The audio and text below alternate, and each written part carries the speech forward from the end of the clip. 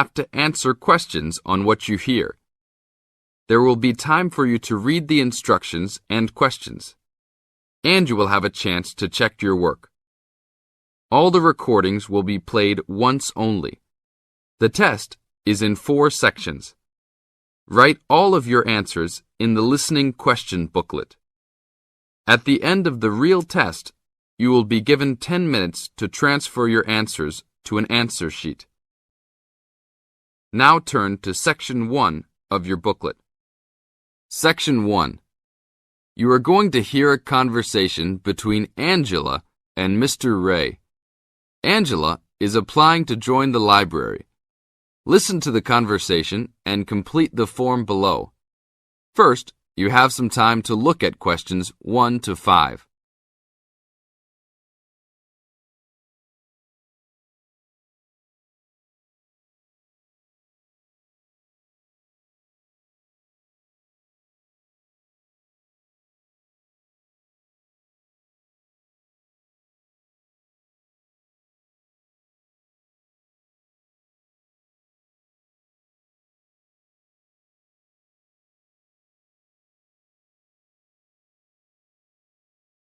Now we shall begin.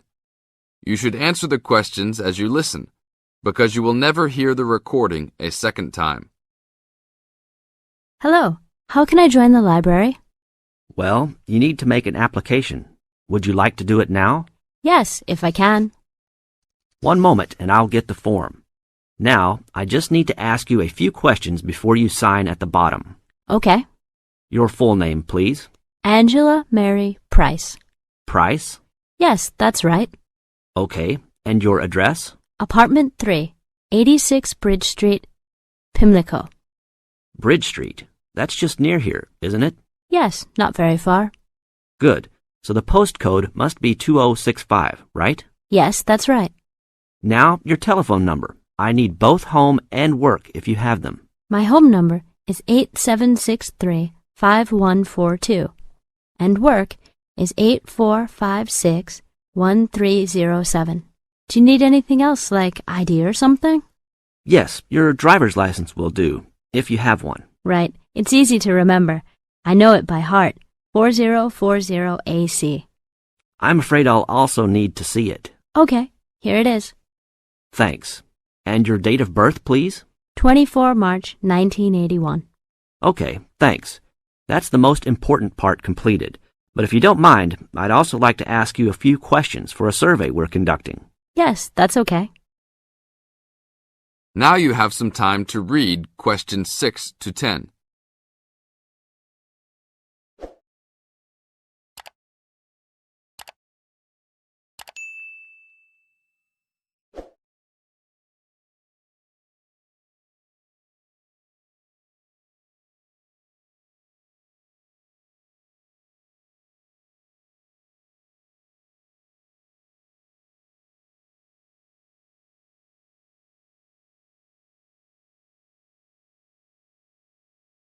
As the conversation continues, answer questions 6 to 10. What kind of books do you like to read? Here's a list to look at. Oh, it varies from time to time, but I always like to relax and learn about other countries I might visit one day. I don't like anything too heavy or serious, unless it's about animals or the environment. I'm not really into sport very much. Anything else? Well, I do like entertaining at home. You know, dinner parties. So I suppose you'll have something for me in that line. The pictures in those books always make me hungry, although they never seem to turn out exactly as they look in the books. Fine. I think that's all I need now, except I need you to sign here on the application form. Oh, and I almost forgot. The membership fee is $20, which is refundable if you no longer stay a member. There you are. Do I sign at the bottom here? Yes, that's right. You can borrow books now if you wish, although your membership card won't be ready until next week. So if you want to borrow today, you can pick up your card when you return your first books. That's if you want to take some now. I think I will, but I'll have a look around first. Okay, take your time. This is the end of Section 1. You now have half a minute to check your answers.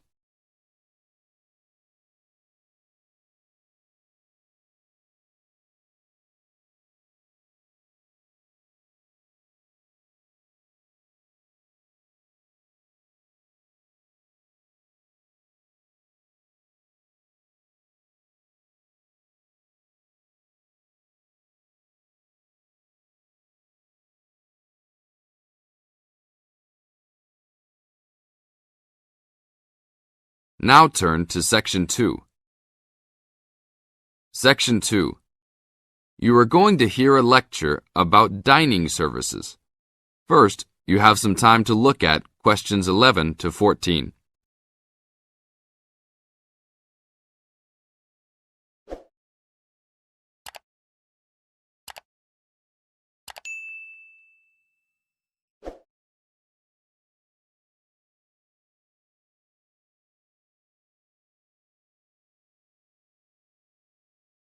Now listen to the tape and answer questions 11 to 14. Welcome to the Dining Commons. This is the newest facility on campus, and I'm proud to say, also one of the best. I know that all university students miss eating home-cooked food. Well, this year, we are hoping to provide students with food and services that will make you feel at home, even without your family. The administration has been listening to the voice of the students. Students gave us frequent suggestions last year as to how we could improve the university. One of the most frequent suggestions was improving the dining options. We have been working hard all summer to come up with ideas that will make student life in the dormitories more pleasant. One of the new options we are offering in the dining facilities is variety in student meals. Last year, there was a set menu for every dinner, so if students didn't like the food, there was no choice. Students had to eat whatever was served. But this new dining facility has 3 completely unique areas, each with a different theme. At every meal, there will be 3 options for students to choose from. For example, there might be Italian food at station number 1, which might consist of pizza and pasta. At station number 2, there would be American food, consisting of hamburgers and hot dogs. At station number 3, there could be vegetarian soups and salads, accommodating all the vegetarians. We hope that with the greater selection of food, all students will find something to their liking. Now look at questions 15 to 20.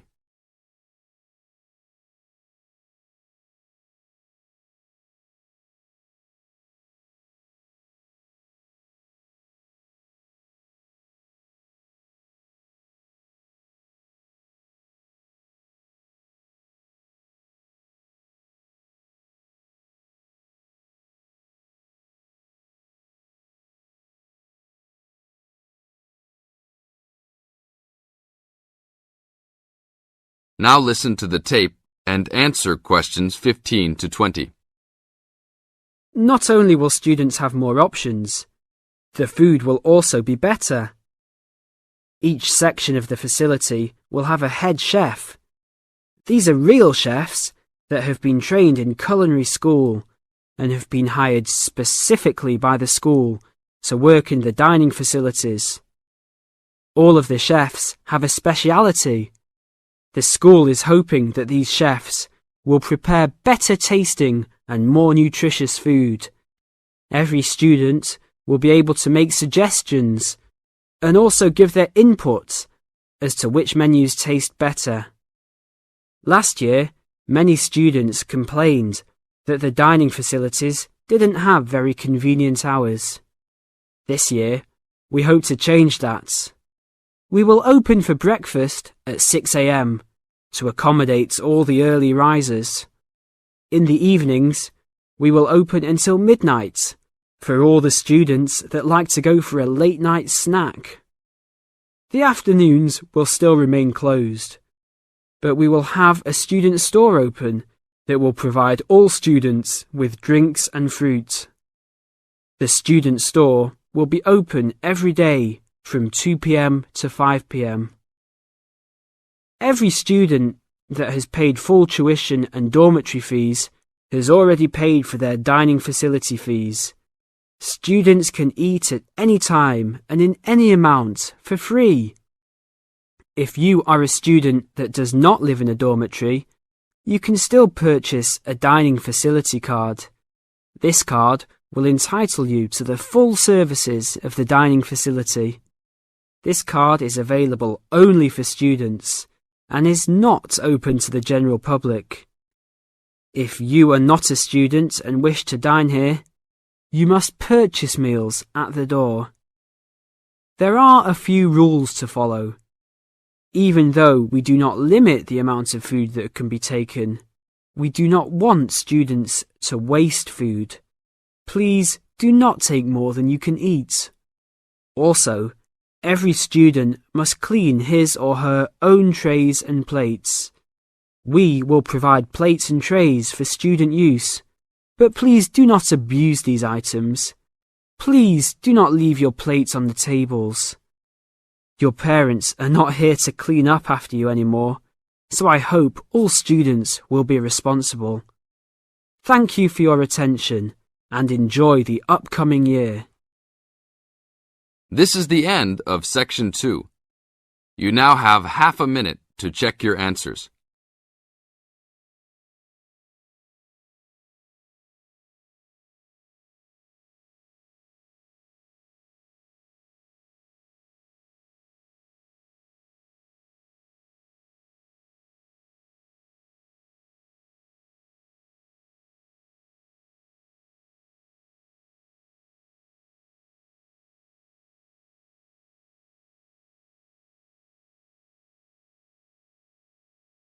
Now turn to Section 3.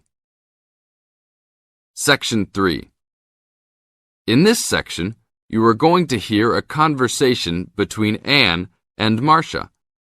In the first part of this conversation, they are talking about the commands of training dogs.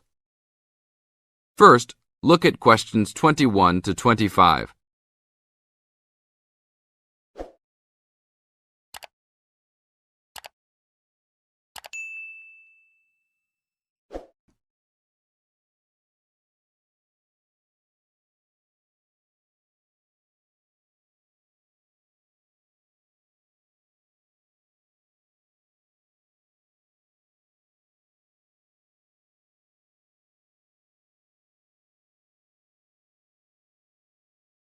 Now listen to the first part of the conversation and answer questions 21 to 25. Complete the table showing different commands for different forms of dog training. So that research paper we have to do next, the one about how are different styles of training dogs, how do you think you'll approach writing it? You know, I've been thinking about it. I feel that the best way to write it is to divide the paper into two main parts. In the first part, we'd be analysing some examples of each style of training dogs. Right, what the styles are. After that we can talk about how each style can be used so that the dogs learn something different from each one. Indeed. Maybe we could draw a chart and compare examples of each style of training, one at a time. So the different kinds of training would be simple obedience training. There you would have things like teaching them to sit, stay in one place and so on. Right. So included in here would be simple audio commands like speak. Yes, basic commands are just spoken words, aren't they? And then there would be the more guard-oriented training, where the dogs are trained to know a specific place well. Patrolling and barking are probably the best examples, because most people have seen them in many places, especially in homes. And this would lead us to the attack dog training, which is physical as well as spoken, training the dog to knock someone down, and even biting if they have to. Right, so there's another category as well, sniffing dogs, which make up the searching category. I've read that in the UK, every major airport and government building has these dogs to search for all kinds of dangerous items. In the second part of the conversation, Anne and Marcia talk about all kinds of training and what kind of dogs they are suitable to. Look at questions 26 to 30.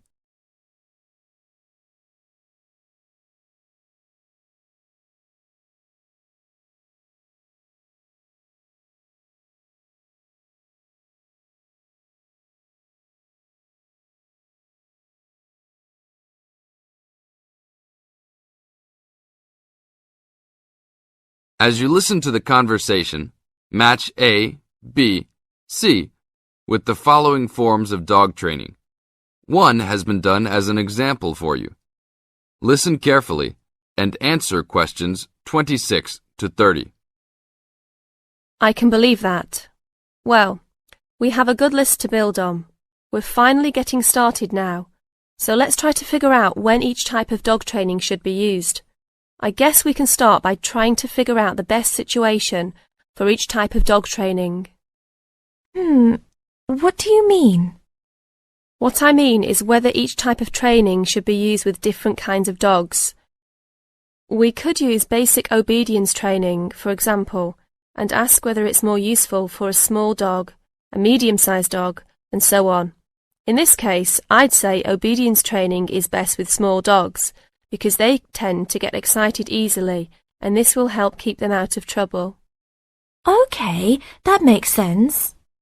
Then let's look at physical training. Even though some people think it's ideal for every breed of dog, I think it's better suited to the larger kinds. Small dogs usually just aren't smart enough to understand the physical commands, and they can even get hurt from them. The specialised sniffing training is the same. I think they're better with the more intelligent breeds of dogs, and they're hardly ever useful with really small dogs. Attack training, however, can be useful for every kind of large dog, as long as the dog is treated well and given a lot of care and attention. All right, and what about guard training? Barking is an ideal way for small dogs to guard a home. I know they aren't big enough to stop a person, but making some noise is often all a dog needs to do. Other kinds of guard training like biting, though, are different. I'd always plan to teach those to a smart dog, give them a chance to use their brains and defend their homes. I'd have to agree. Trainers often just teach large dogs to bark at a person when they think something isn't right. But if they know how to use physical skills in a bad situation, they could save their owner's life someday. Yes, I suppose that different people would have different needs for their pets. Right, and different trainers would recommend different methods for different breeds. This is the end of Section 3. You now have half a minute to check your answers.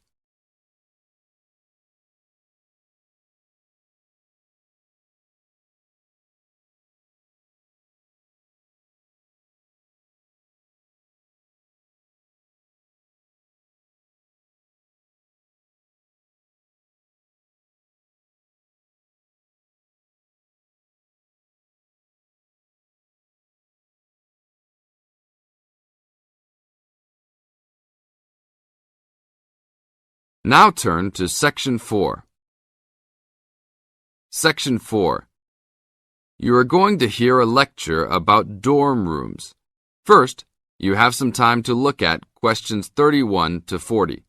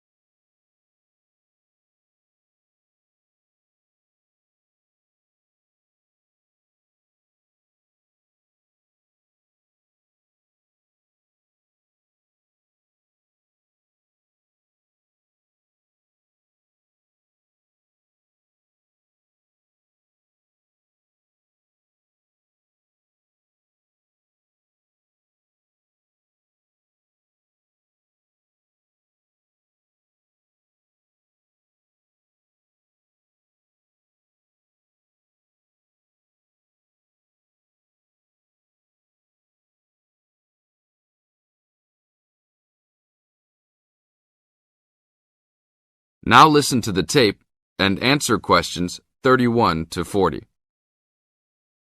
Welcome to your new home for the upcoming year.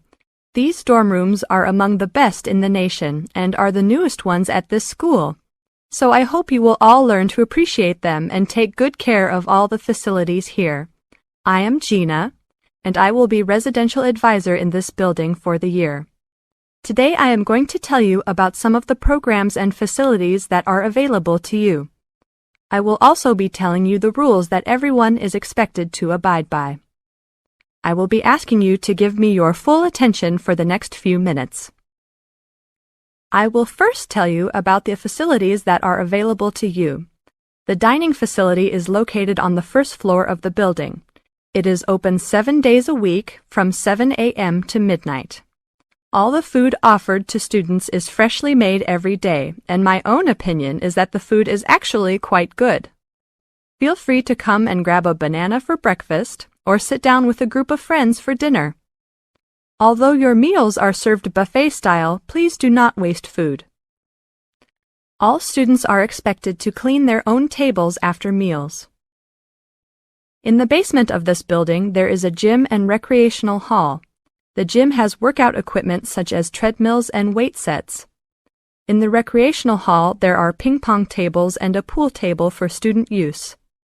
You must sign in when using this equipment, and you will be held responsible for any damages or losses.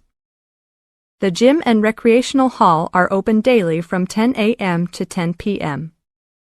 There is a kitchen located on the second floor of this building. Your dorm key will open this door. Inside there is a refrigerator, a microwave, an oven, and a stove. This room is open 24 hours a day, 7 days a week. If you decide to cook a meal, please be considerate to all the students and clean up after yourself. You can use some food in here, but please do not make a mess.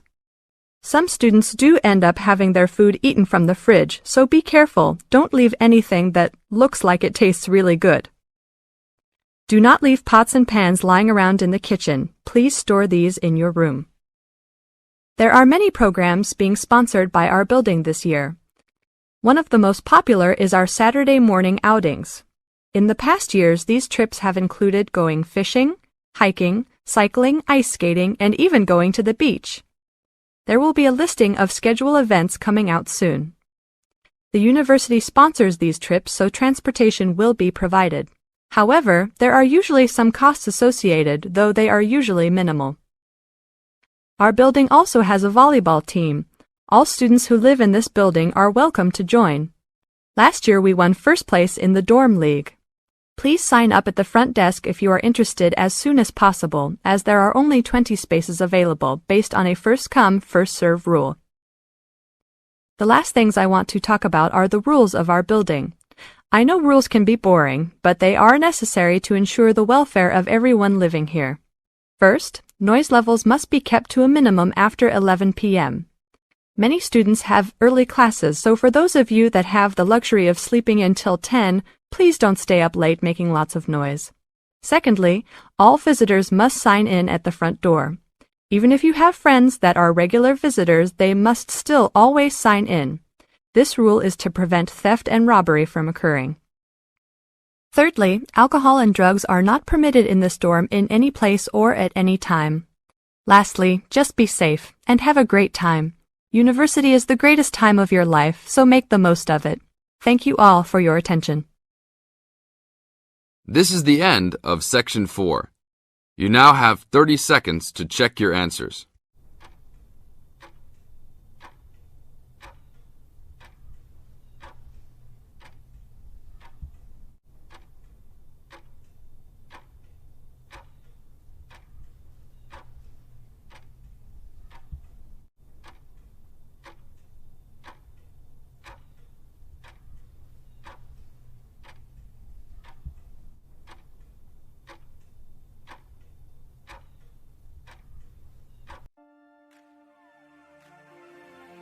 That is the end of the listening test.